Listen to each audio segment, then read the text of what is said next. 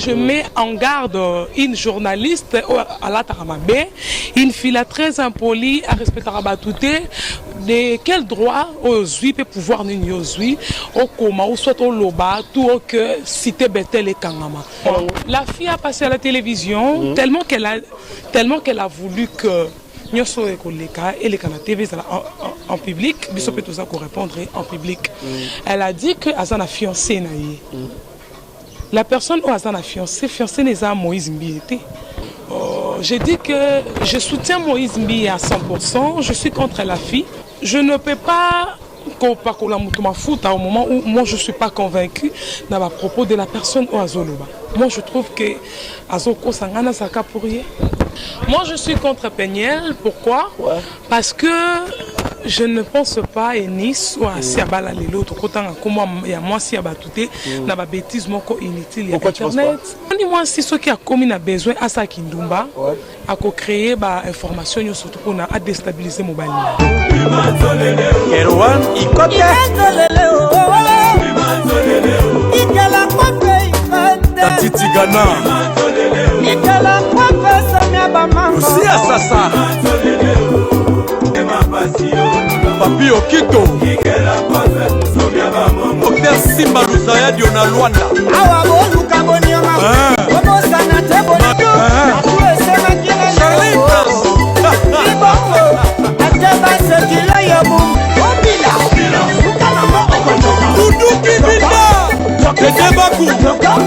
Bishuka Bamba Mike Makema Itesheni Kabeya Shisekanu Jessica Solomon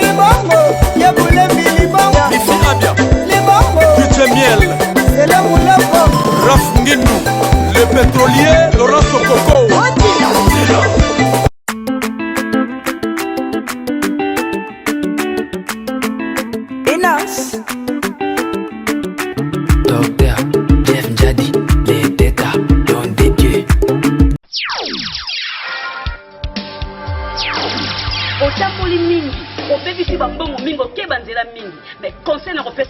En tout cas, na centre ya papa Afonso landa traitement na yo tina suka ba mama kokata yaka na centre traditionnel yo. Yango na lubile yo. Yuka maladi yo yazo solution ko yo. Ansiedade, hemorroide, fraqueza sexual e prostática, dor de dente, dor de bexiga, reumatismo e outras doenças. Ngayo nazaki na nya munene tokangi na hôpital belé nazaki solution te maintenant papa France nazwi traitement bien et si les papa France yende mutasimi masolo izande likamba likasa na centre traditionnel naturel papa Afonso 3 ans na libana nga soki nazwi mibimangaka tant tokutana papa Alphonse tosangana na mobali na nga nazwi traitement ndenge longo bani nazwi zemi na 2011 na boti mwana nga yeyo mwana nga aza na 3 ans. Centre traditionnel natural Docteur Afonso Eko soki po bungi benga na ba numéro zana benga de koto la solo numéro na yemo mta yambaka birote yemo kwa yambaka po ye yebi malade pe yebi.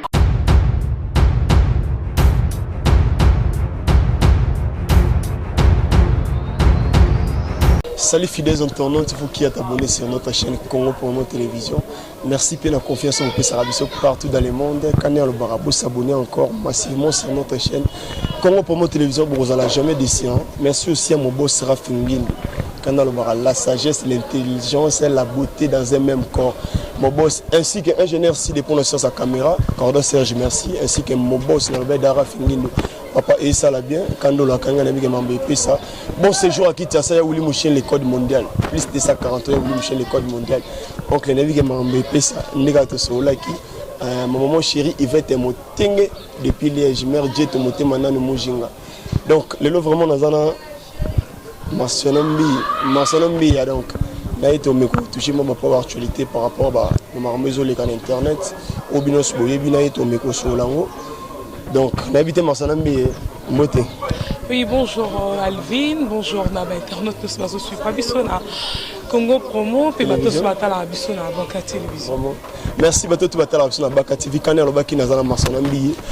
Massanambi est juste analyste au Salagaga par rapport à ma maison l'internet to bela sous makambo ezo tungisa internet lelo mutakalisation na habité to la makambo ezo bimaka kaka makambo ezo bimaka loko la fin du monde toto tala makambo ya frère Mike Kalambai au moins na ya dénoncer makambo ebele tout monde qui ndeko na ya les gars na TV ya koloba na vidéo oyo ebimaki ya mutakala ke Isaki, moi si un grand frère naïe Mike Kalambai Peniel il m'a filmé qui n'a habité tout ça l'analyse moi est tellement responsable mais son ami nengo zabou ndeko na moi si a salio mabe na mobile na obozala kana yim mobalo abala on malgré ba problème malgré on ce que comment ali kana TV ya loba pena que marambo e salami eza yem ta sala kango na mobile na yo na habité et ça pour okita ka Peniel na marambo alobaki na habité point de vue na marambo. Ça se fait pas parce que on a vu que ceux qui n'ont na balani na mutu ndeko nanga akoki lisute ko kendolinga sous na famille wana ça se fait pas monter que ça propriété eza propriété na invité za Mike Kalambai mtazo sala ngwa tinda leki na ye alo bango po na barima que dans ça la analyse ya otala que Mike Kalambai a serviteur de Dieu quand même il faut qu'on a respect mingi na basala nzambe Mike Kalambai na sana on s'exprimer bien na intention nini oye lelo pasteur munene pe musicien munene ayebani ki chasa mobimba asa que nous sala ba acte pareil masalami eza loko ezotinisa vraiment vous avez ma preuve ton to lo belika ma preuve te biso te tozo mona na internet na habité internet eza justice internet eza justice te mais to mona ki Cédric Ibodo aleki na TV une émission ya mon vieux que tu na PC motesika zali aleki une émission azolo bake ye mutu bazaki pour na vidéo ebimaki ya mutakala wana mutano filmer Peniel ya otala ke Peniel azaki moi si ya grand frère na ye o ba bota pays à cause de courage wana ya otala ya oleka na TV ya lobake Peniel mtu a filmé qui est na habité et c'est ça grave te ya otala ke grand frère na ye Mike Kalambai o azaki mobali ya Peniel malgré que ba makambo ezala ki aleka na TV ya ko accepter ya lobake ngam na fille na Peniel ta filmer ngai et tout normal et ça normalité parce que biso na baluba ça se fait pas et ko benda chibau et ko benda ba chibindi et ko benda mambo ebele moi si un grand frère na yo olala na ye na ndeni to kena na ndenge mambo famille ça se fait pas to ina mambo ndenge spirituel les a sacrilège les a fait abomination tu vois au monisco comme ça azala qui parce que toujours ça analyse les attaques toujours ba pona ko critiquer basal na nzambe toujours aider et puis bateau bazana ba rimer bateau tout bazomi tungisa vraiment par rapport ya mambo ezo koma na éviter c'est qui boda les cas qui a saigné pardon à s'excuser est-ce que fallait qu'il n'ait pas Mike Kalambai na coulisse a saigné pardon mais les cas qui pour les cas la TV il y a quoi ignorer qu'a effet babimisa mutakala na ye par là vraiment on a un point de vue ma casté à ça sur ces sujets on sait plus bandela no biso liso longo no na ibandeli et banana ndenge nti akoisa mana mwasi ya c'est ça ba perception na ba explication et après par rapport à ce point de vue on a quand par rapport à Cédric Ibodo à lobby c'était un jour azalaki bazaki na ndako na Peniel a yebisi a okitala mutu moko boye et puis Cédric Ibodo pe atiki ya kinaye no rande azaki na rendez-vous na mutu moko boye pe aza renommé na moko tout temps comme on a été otoyebi. Et puis Cédric Ibodo na retourne vers 3h à outé ba shonaye coïncidence à côté na Peniel na kati hôtel bazobima na jeune garçon et les lié on t'a la 3h moi c'est un grand frère na ya tiki ndako ah mais bon à lobi na yelo côté à tiki ka bon parce que moi si a comment tellement culpabilisé on t'a la ba moninga a remet ko ka Peniel a convaincre na mbongo na mambebele pardon Cédric a convaincre na mbongo et puis na mambebele parce que effet ya ko convaincre Cédric na mbongo amoni Cédric aboya ndé a comment qui na idée en quoi ça on a explication Cédric Ibodo écoute-moi d'abord hier à convaincre hier à quoi il s'aminaye mais nzembo on ezobeteza o ebimisika la nanga na ba bamba est-ce que tangwana est-ce que Peniel azana Kinshasa c'est ça c'est ça mon analyse on a pour ça là tu me expliquer tout ça va analyse monter tam sous pour na base l'internet tout ça analyse tant que ba intellectuel ça se fait pas nzembo wana bamba ebimi na 2019 na ba juin juillet ils ont dit moi kalate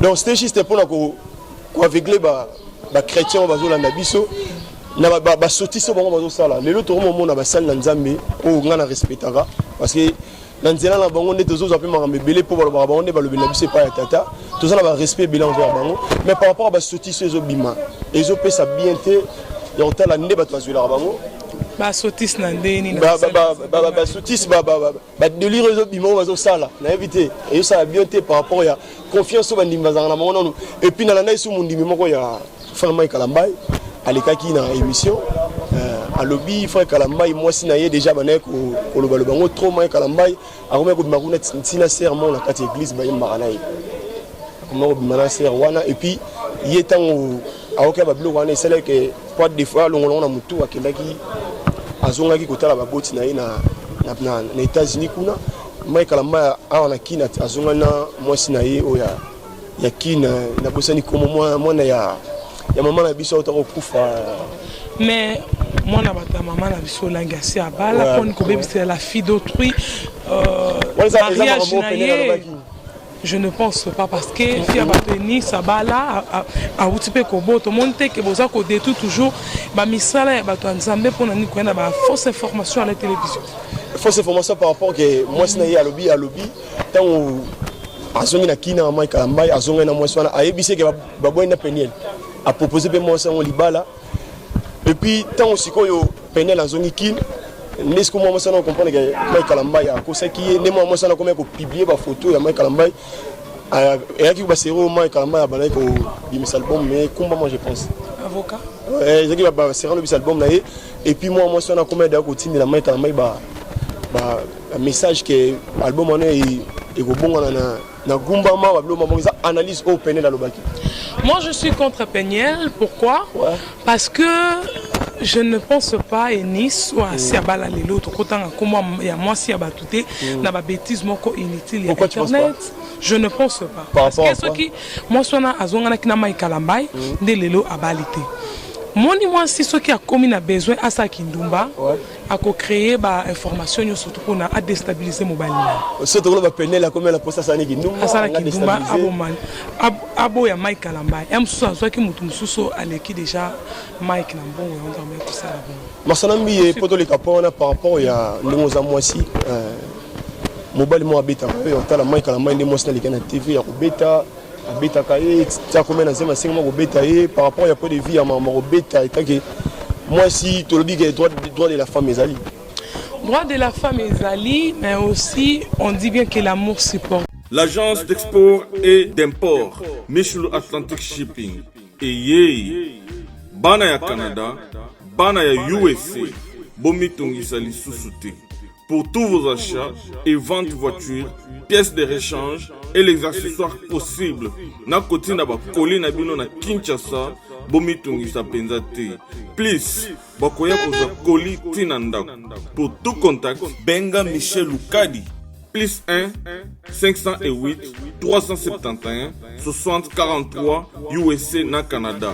Pour na Kinshasa, benga na plus 243 89 551 30 38. Michelo Atlantic Shipping. Yaboye. Bazuwapi. Onyokwamaki. Osufraki. Abus de confiance dans la famille, okokaki kotonganda côté. Et oui, voici la solution. Fini les tracasseries. Parce qu'avec des caisses construction, rêve na yo kotonganda ke kokisami. Yoka bien. Des caisses construction, entreprise moko spécialisée, expérimentée na construction ya ba immeuble, bâtiment, maison, bandako ya ndenge nyonso, okoki kotonga na des caisses construction. Ata ozangi terrain, ata ozana projet ya kosomba ya kobongisa po ya koluka ndako, des caisses construction ezali spécialisé na matière wana. Olingi kobongisa immeuble na yo, olingi kobongisa ndako na yo. Olingi pe kotonga ba immeuble quartier Mobimba. Et sa spécialité ya D4 construction, contactez biso. Sans serveur, na D4 construction, toujours na ba architecte, na ba ingénieur, on va aller très qualifié. Qualifié koleka pour na kotongela yo ndako o ezali et kotikala immortel, inoubliable. Oh yes, yes, yes. D4 construction vous propose aussi ba service local. Luminosité à ba bâtiment et éclairage public. Installation de vidéos de surveillance, installation de systèmes d'alarme anti-intrusion pour véhicules et maisons. Adamu tukanayo, makoki kotiela yo alarme moko ya suka. Oh yes, olingi talo, talo ya pété. Car de quelle construction ils ont offrir pas prix moko très abordable. Au pour qui qu'on négocier yango futaka ndambo ndambo. Oye sengoteur de quelle construction moi na Congo mboke bongi yaka de quelle construction ayko pesa yo opportunité ya ko bongi sa avenir na yo bokoko na yo vieillesse na yo de quelle construction pambolama. De tout basi surtout bazo tala biso ezala ya poto ezala ya Kinshasa awa bako lobate ke nenga avanda na ndako wana libala ke mobile na abeta ete babeta ngoti tina ba point on tala moko azali mobile abeta ke alongoli eminu mais azovanda kana libala wana alongote point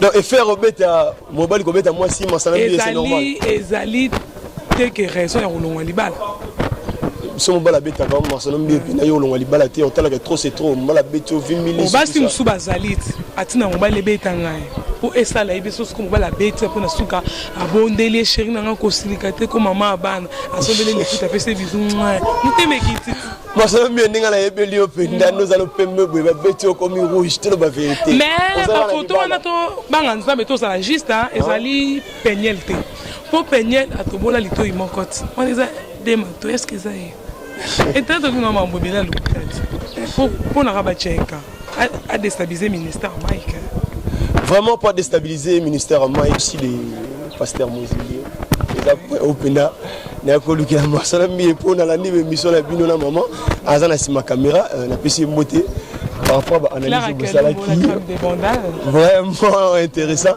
la crème de bandal na pesi mboté par rapport à analyse de salaki tout le banano mambo Eliane Alobaki expliquez bisono qu'est-ce qui se passe entre Eliane et pasteur Mozimbi nga déjà na sûr que bon travail mission moi mingi na sali na internet j'ai dit que je soutiens Moïse Mbi à 100%, je suis contre la fille mais na moni ba commentaire ba sali belé ba appel na zui belé des gens bazo finganga tout ça je ne peux pas au moment où moi je ne suis pas convaincu à propos de la personne au Azoloba. Moi je trouve que Azoko Sangana Saka pour rien.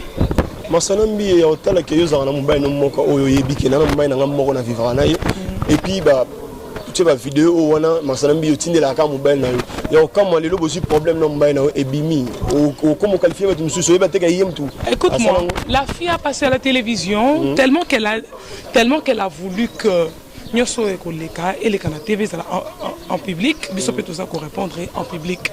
Elle a dit que Azan a fiancé naïe. La personne où Azan a fiancé n'est pas Moïse Mbiété. Azan a fiancé n'est pas Gabalaé.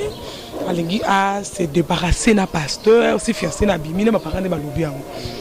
Sikoyo, attenez là qui pasteur ndeni. On meilleur le but pendant pasteur Moïse Mbi azaki mbaina linga que depuis c'est 17 ans. Mobile ne balo vivre on a kala depuis 17 ans. Ballon la paix bazemi, bolimisanga pour la terme. Ballon la paix bazemi. Depuis 17 ans, la fille l'andenga mon année a veillé à l'inco le kenda mamno sur la justice.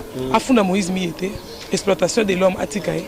Mais Moïse Mbi il parle à la kaki libala robala tout le monde a peine à clip yaé oyo ezaki pour naé. Réfléchissons ensemble, on est des intellectuels. On a eu les chances aussi il y a des classes au Tanga.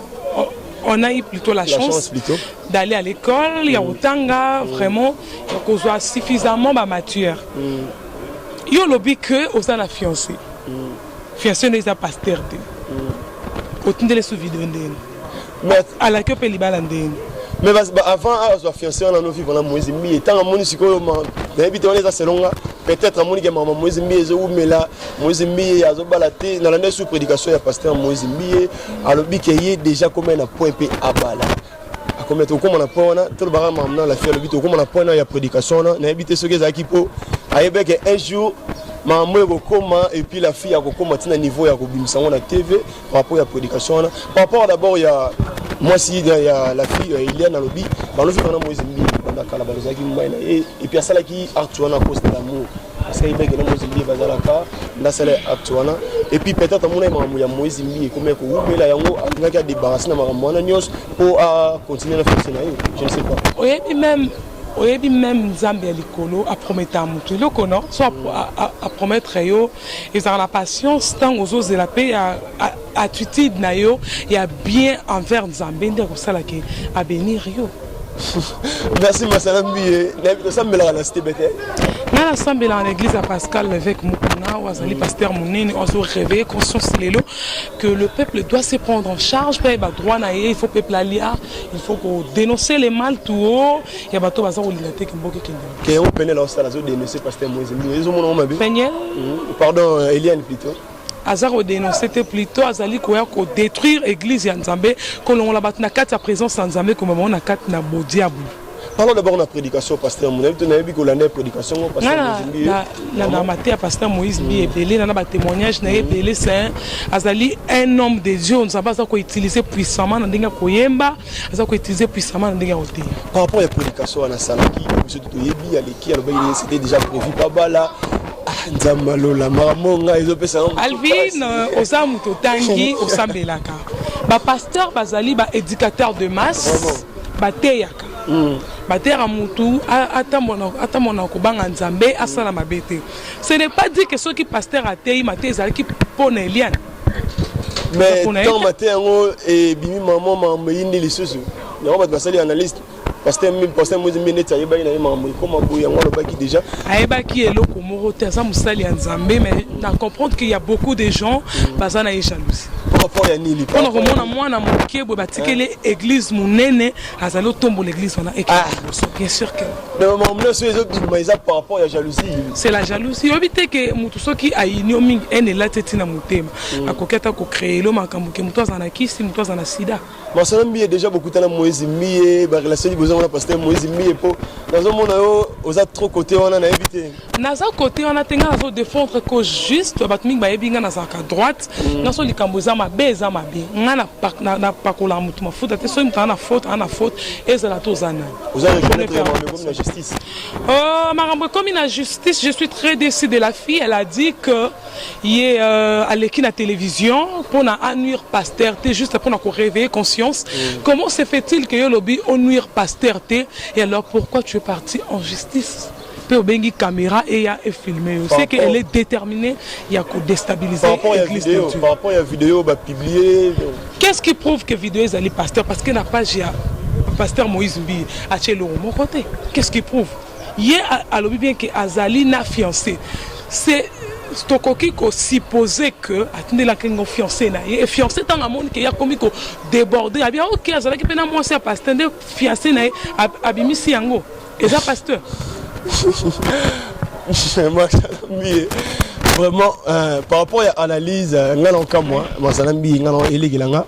Nous contre pasteur Moïse Miete, tout ça l'analyse, je pense que vous allez comprendre, tout ça juste analyse, nous ni contre pasteur Moïse Miete, nous respectons Rabassan Nanzambe tellement parce qu'on appelle ensemble dans l'église de la répétence où il y a quand même le pasteur Daniel Fouille, donc nous respectons vraiment Rabassan Nanzambe.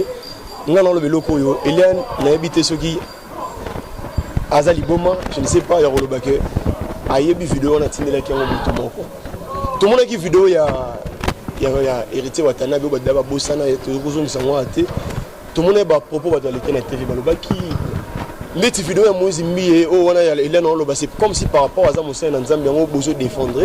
Non papa langa ozali mwana Kinshasa oyebi ba fia kinde ba koma na système azali na belle 5-6 on a prouvé mibali yana ka lingi bango a rotindela ba vidéo sexy ba photo sexy pour epesa mobali motema duku atindele mbongo. Est-ce que pasteur Moïse Mbi aussi azana makila lo rabiso? Est-ce que pasteur Moïse Mbi est un homme de Dieu, azali rempli de Saint-Esprit à cause de la chose pareille? Tout le monde parce que c'est un homme de Dieu azali rempli de Saint-Esprit par rapport à ça, il a aussi un sentiment na ye, azamutu bien sûr. Oui, azamutu azana ba sentiment. Le rôle là tu n'y as soupé. N'habiter c'est impossible à sur la moi sinaye. Quand on sait vidéo on les appelle les soum. N'habiter moi sinaye parce que mon pasteur Moïse Mbi il a aussi des sentiments. Il faut le bango. Azam mobile le rôle anga. Mais on son alvin à ses central roi mobile parce qu'il a un PDT. Le roi mobile pasteur Moïse Mbi peut à ses central on n'habiter. C'est impossible parce que Moïse Mbi avoir aussi des sentiments avec moi sinaye au ça bleu roi.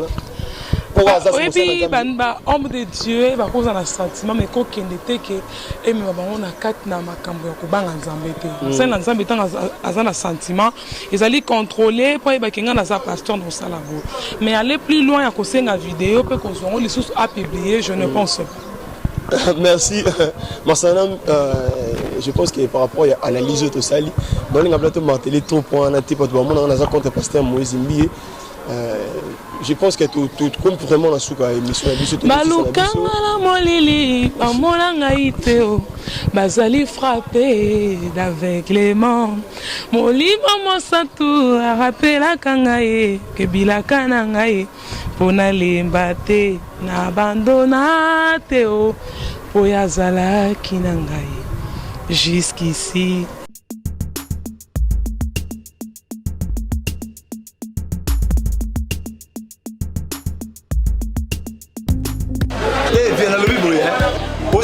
Changu mwana njili oyebi yango bien que JB service eza agence ya mwana njili mwana changu mais ozo sazade otina ba koli na ba chance moko boye banoti la koli mona 2004 puis le 2019 koli mo yate oyebi que ça la passe agence eza ka moko on a déjà mwana njili na Saint-Thérèse JB service ngamo na confirmer ngo po tini diko li 10 ans c'est commis et puis les gens les commenter mbala moko papa ni les akule liseo donc c'est aussi les magasin JB service et ça kaka on est ça chate mais ça ce soir uzanga kuibe jadi wewe mbimba JB service soko kena Brazzaville et ça la carte ya Brazza bona batu bakamata biloko na bango na Brazzaville précisément et ça à côté ya aéroport ya Maya derrière mon cousin wana ya football modité maman dit ayenzila moko na biloko maman dit oui na yenzila mona biloko to koma elobi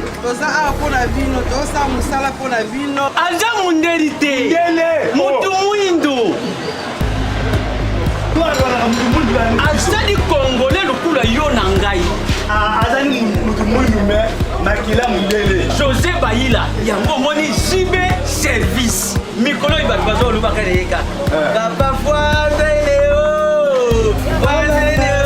umida igela coiffe ikote papa na Kerwan éternel kenaya kanda taba ikote sensi nganda taba fenenene nganda taba chez Hugues la coiffe ikote papa na Kerwan éternel kenaya Au 174 avenue Aristide Briand, 93 320, le pavillon sous bois. À la petite porte à gauche, association Hugues Ikoté.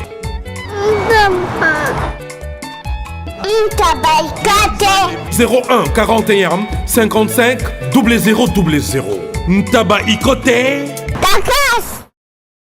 Jusqu'ici. Tu vas sur réponse on a le que Massanem Bazelaki. Maman na chité nanga jusqu'ici. Baza confondu. Papa, on s'est la zambété. Tout aussi ça la biso dernier point on a touché ça frère la biso sur Michel Bakinda Mikolo ka ba frère. Basali en Zambé, il faut banga basali en Zambé. Non comment on a battu basali respect basali en Zambé té. Publiquement, on pasteur la soit tombola, pasteur Azab, or que c'est un homme de Dieu, il faut avoir beaucoup de respect na basali ensemble parce que nzamba pesi bango pouvoir, il y a ko sambe la batou, il y a ko guérir batou, yo côté les maté pour juger parce qu'on dit qu'on ne juge pas, c'est Dieu qui juge. Est-ce que tu peux saper qu'on fait l'homme des raisons dans moi le bas, là-bas pour moi tenant et l'équipe à Mikolo à le bas que bango basali na nzambe onga ba frère na biso en Christ o bayemba bazanga rende ba fond thématique yo yemba yo bakina trop ko nzambe alo benga neti ngavela ku follow mi de buina yemeli ya lia est-ce que ça li sum le papa yemela Amazon ezali sum to mona ngo pelelo dasa Eric dasa Eric Mandala au monde que na Bible na Bible tout mona basala verset mobimba somme ya kokumisa nzambe ya kolakisa nzambe grandeur na ye ndenge aza monene eza masumu yango fa na biso bato mingi ya mokili baza kolinga bato bakota na kati ya bonzambe te mpona basacrifiera bato na bakisi. On ne peut pas dire aux gens que l'église te bakambisika nzambe te. Moi je suis contre. Mais par rapport à la vidéo Michel Bakenda Sala qui a dans sa Eric Wana, il y a des points de vue par rapport à ça. Point de vue nanga eza que asali pe mabete azoyembela mutu na kozana gratitude vers quelqu'un à sponsoriser ya oyembela mosana nzambe oleka ya oyembela dans Eric Pazobina omonaki ate pichu mwanza yembaka nzamba topesa nzambe merci Jean René Gola yesu aza bien wana ezalaki polémique te komi kaka nde nende Michel Bakemba nde komi mabe et moi ya pichu mwanza bokaite masalambi le basuka poto kabana biso par rapport à analyse à lelo et puis invité sur Rosa pena batoko boaka poto si la biso. Avant de clôturer, je mets en garde une journaliste à la Taramabe, une fille très impolie à respecter Rabatouté. De quel droit aux huit peut pouvoir nous au coma ou soit au loba tout au que cité Bethel et Kangama. Je te mets en garde. Parce que l'église, Ezali à Moïse Mbi était l'église, et c'est Nzambe. Nzambe ne mutu appelle ça qui est ministère pour Kakamba. Tant que yo comme côté les église et Kamba et Kangama, c'est que vous allez contre Dieu, je te mets en garde et Zalambala Souka. Koko quand l'église faut continuer pour que ba âme oyo et que ndarakuna ezala sauver. Baro kango peut-être moi mon boulot est dans la 4 mois côté moi mon boulot église d'abord peut aller à pasteur Moïse Mbi était église ezali à Emmanuel Mbi yenda saki kolo église yende kolo vision azui mwana na yenda che wana po akamba église kaka na bande kolo ba depuis le début que bazali ko bundisa Moïse Mbi était mais bazo bundisa ndé apôtre Emmanuel Mbi parce que balinga ki ba déstabiliser depuis très longtemps ba mona kenza ba bande ko utiliser puissamment ba kokai ko déstabiliser mais to ka biloko te pas ba moni mwana na ye lelo atele to ka ngote ba biloko Moïse Mbi kasi bali kasi o mona ki te ke ba déstabiliser avant na ndako ate na ba poison to yebi mais par rapport ya ba biloko te batamuté ya mabe wana nde bazo continuer ti pour na ministère ana ezalate mais ministère wana ekozala tant que nzambe muto asali que ministère wana ekokufa te cité Bethel ekozala seko na seko. Oui. Poni to comme trop ba fana ba pasteur. Toza ba fana ba pasteur te tozali ne ko trambo na kobanga nzambe. Na moni kezali ba tu ya monde molili ba lingi ba déstabiliser la foi ba chrétien o ba kina na komi pesa na parce que ba ténèbres moni que les 31 oyo je vous dis tout le monde ba saki l'église hein ba boy mama baba ba boy mama kina bilo rezangi tina. Nde le diable a sangi si ba tunaye avec force a utiliser Jézabel o a telemi le na face le quoi mo centre pour à déstabiliser l'église. Je suis contre. Merci vraiment. Et là, on sait que la justice Nabiso va interpeller Eliane pour détruire Mers. La vidéo a partagé à Moïse Mbi au moment où la commis la justice, elle n'a plus droit. Il faut l'État et ça l'enquête pour et c'est la biso muto a raison na muto a tort au moment où il y a commis ko propager au sali ko bebisa mers na sengi na chef na biso ya nini ya la police basa loko basala ki na héritier Watanabe ba yeba ko interpeller Eliane akende ko se justifier pourquoi azali ko détour merci au moment où il akende ko funda alobai ka sali faible atiki l'état et katelema là ce qu'on a contre Eliane Yorobake yem t'a partagé vidéo wana ya Moïse Mbi Ezaki elle avait écrit dans sa page que elle va prouver pasteur Moïse Mbi à obimisa ndenge ma vidéo ezali ko circuler c'est elle. On demande toujours un ministère à gens et famille. Nous avons son excellence, s'il vous plaît, nous avons son excellence, M. Félix Antoine, il y a le président Tshisekedi Fachi Béton. À côté de dossier, oh papa, nous avons les garants de la nation, le bac état des droits. Par exemple, sa mère, parce que ce n'est pas bien l'éducation des enfants. Je demande la ministre de la justice, la ministre il y a intérieur, vice-premier ministre, il y a intérieur, il va interpeller Eliane, c'est un peu éducation, parce que ce n'est plus normal. Est-ce que vous acceptez que Moïse Mbi Eliane tant que le de partager ma vidéo. Je n'accepterai pas de telles bêtises au nom de mon pasteur, parce que c'est la bonne nouvelle. Au moment où on a montré que Moïse a présenté officiellement que c'est ma femme, je ne peux pas. Merci le Basuka Masalambi pour ton biso le Basuka. Le Basuka ezali kaka keba na yoso ya Nzambe bozala ini, to sera toujours na kati na makolo basala ya Nzambe pour que tout le monde o ezali le boko na Nzambe parce que pasteur akoko tele malelo pe a bénir yo mais asala ngona sentiment mais Nzamba ye a kokokisi maloba na pona asunga mosane parce que lobi akokisa toujours maloba ya base. Salinaye.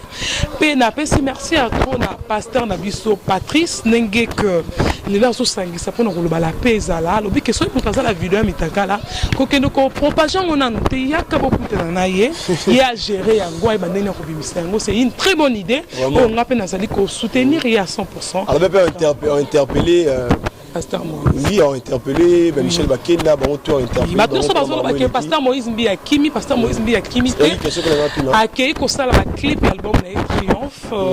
Il n'a pas peur. C'est un homme de Dieu. Nous avons monté et comélé. Merci ma bémoro et comélé. Merci na tout le monde a fait la Bible. Loba que David bazama be mais nous avons compté toujours pour Zana Bango.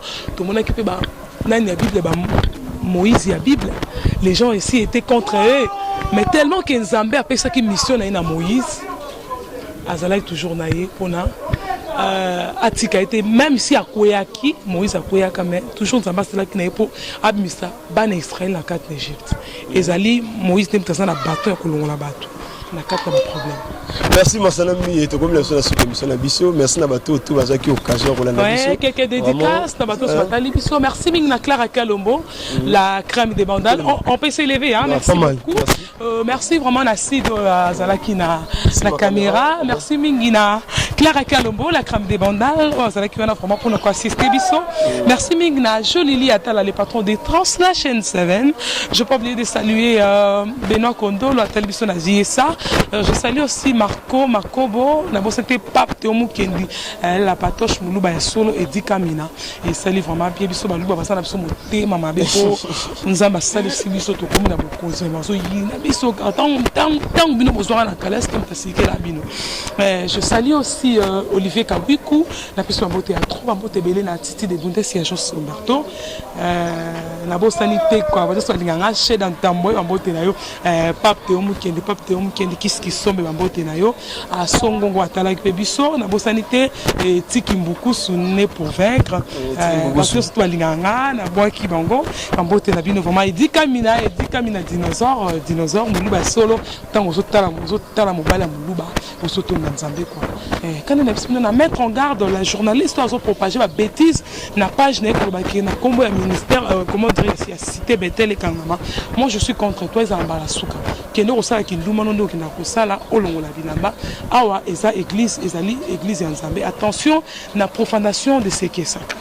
Merci Marsalam Biono Pesenga yo opportunité na analyse lelo. Vraiment merci aussi na bato bala na biso ngala pesa merci na merci mingi na Pacho RFI moi na muteke ta moi na mou Valère ils ont ça vraiment bien soutien total à Moïse Mbiye.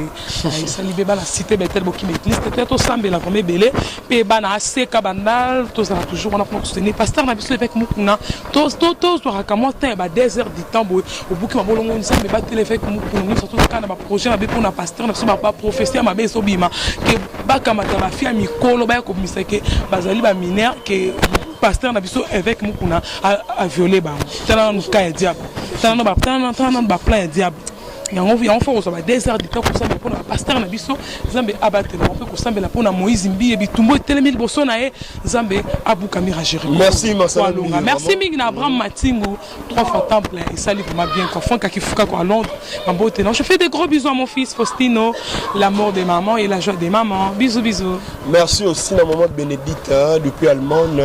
Maman Bénédicte mon témoin évangéliste Pacheco Koitila. Merci maman sociale depuis Allemagne. Merci aussi à maman chérie Yvette Motingue depuis Liège, ainsi qu'à Jolie Linsala des États-Unis.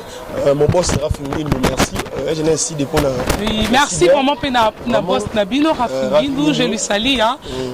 Il salue vraiment bien ma casse. Cordon Serge aussi. Cordon Serge parce qu'il y a une assistance un acide de salle qui peut. Restez toujours branchés sur notre chaîne. Je crois que Marcelo Mbi est toujours les sous-sous. Tous sur la Marambo et Tikali. Moi je soutiens Moïse Mbi à 100%.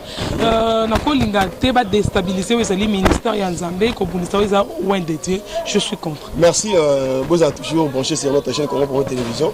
Bon, ça n'a jamais décidé. Merci.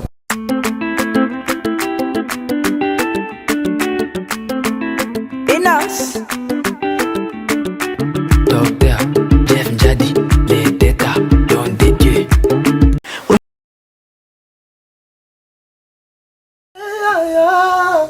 Bongo te Willie, bongo te tokaye, ma jolie na lelie.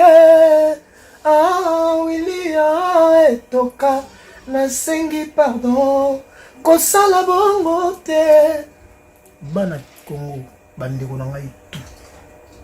Je vous demande de vous abonner au Somba Décodeur wana.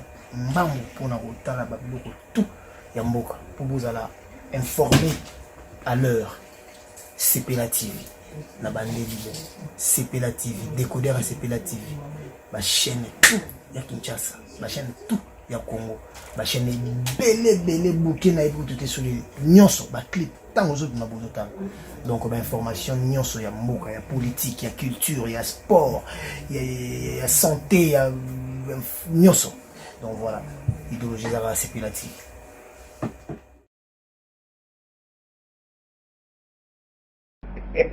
Awa suite fait ya maladi nyonso yoka mwali solo awa papa France solution ezali ngai mama na bino nazaki na pasi na bana olala pongi te bensomni l'air nyonso hémorroïde ebimisa bapota penza ti na liboso ya biso basi na boyoka nango soni te po eza maladi elieki ngai na kati ebimi ti na libanda ti na mosopo ya biso basi kolala pongi te mokosa koswa mais 3 jours kaka nazwi bidon kaka moko na melaki ya papa François wana bakiti ya bokoko nazwi déjà solution nakomi kolala pongi nakomi kolia bien nausée esili koswa mpe esili mbala moko donc solution ezali soki moto azokosa bino bakokokosama te yaka soki oza na pate ya maladi lokola ngai nazalaki yaka okozwa solution okobika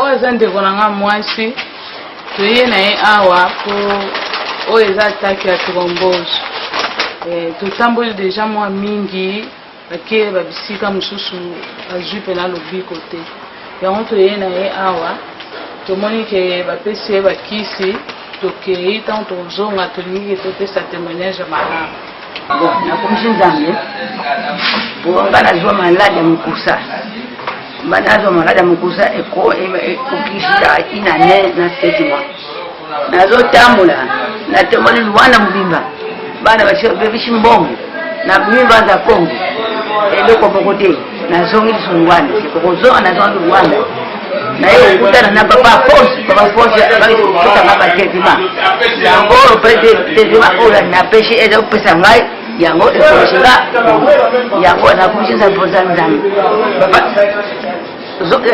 kanisa papa bafonse kani epesa maringuya okoneka makiyela ebakisama na likolo.